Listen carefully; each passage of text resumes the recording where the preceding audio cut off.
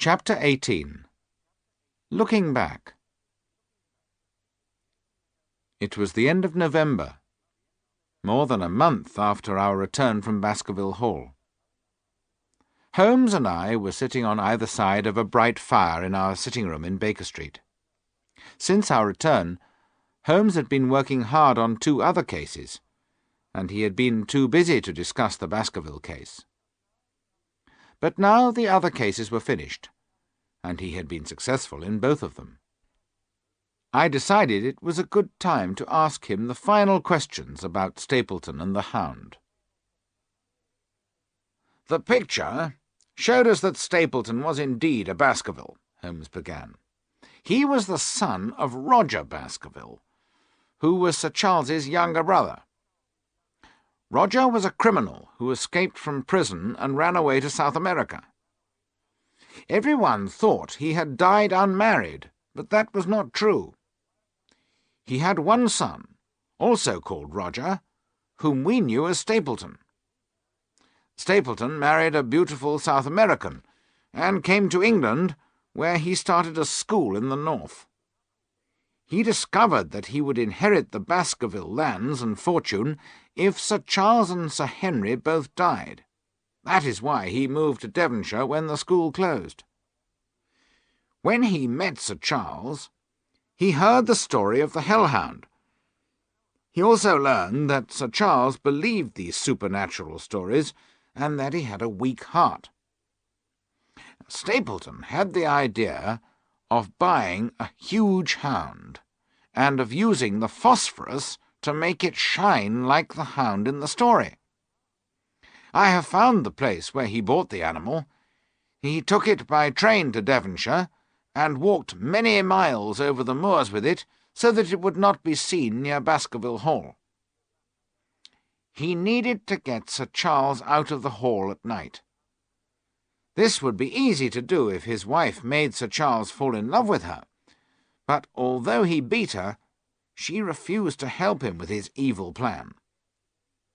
Then Stapleton met Laura Lyons. We know that he made her write a letter to bring Sir Charles to the moor gate on that sad night. The hound, which was shining with phosphorus, chased Sir Charles down the yew alley. Sir Charles's terror was so great that his weak heart stopped and he died. But the animal did not touch the dead body. The hound had run on the grass, so it left no footprints, except the one found by Dr. Mortimer. You see how clever Stapleton was. Neither he nor the hound had touched Sir Charles, so there was no sign of murder.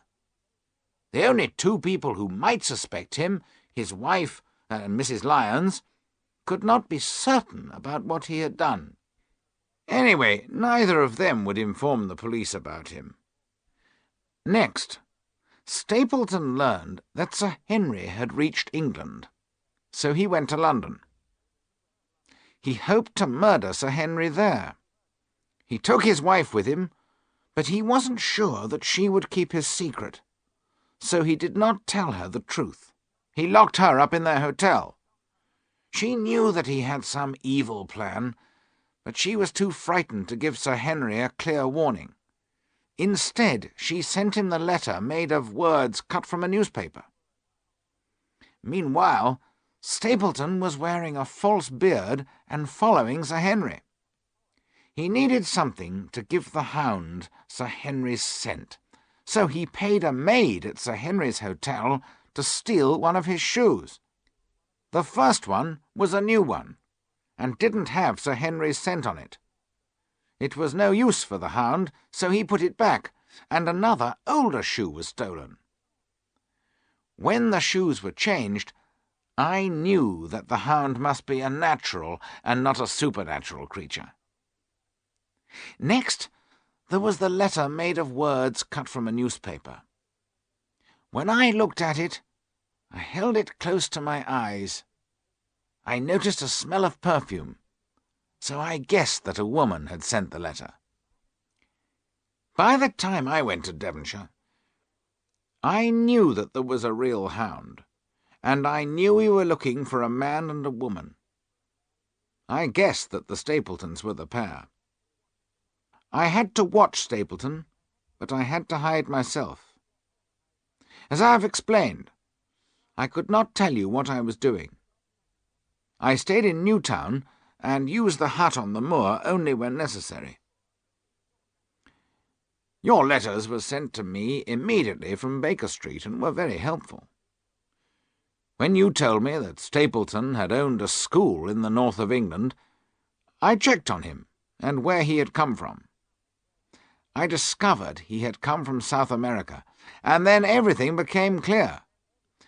By the time you found me on the moor, I knew everything, but I could prove nothing. We had to catch the man doing something criminal, and so I had to put Sir Henry in danger.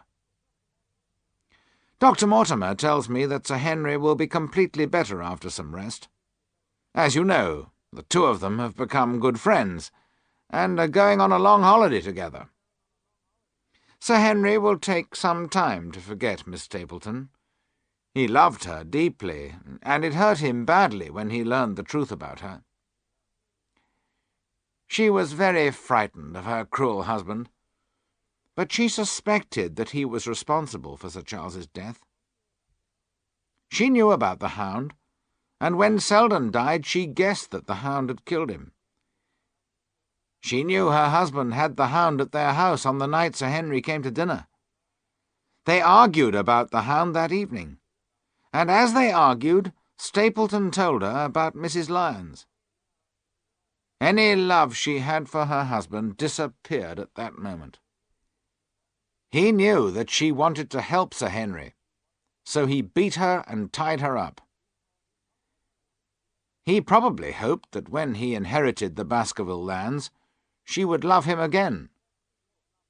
He certainly thought that she would keep silent if she became Lady Baskerville, but I think he was wrong. He had been too cruel to her. She could not forgive him or love him again, nor, I think, allow him to enjoy the results of his crime. Of course, he could not frighten Sir Henry in the same way as Sir Charles. Sir Henry was a young and healthy man, so he kept the hound hungry. He knew that the animal would either kill Sir Henry, or would hurt him so badly that it would be easy to complete the murder. I had one last question for Holmes. But Stapleton was living so close to Baskerville Hall, and using a false name. It looked very strange. How would he explain that to the police, if after Sir Henry's death he then inherited the Baskerville lands and fortune? I don't know how he planned to explain the false name, and why he was living at Penn House, said Holmes. I can only say that he was a very clever man. I am sure he had thought of an answer to the problem. But that's enough work for the evening, Watson. I have 2 tickets for the theatre. If we get ready now, we shall have time to stop at my favourite restaurant for some dinner on the way.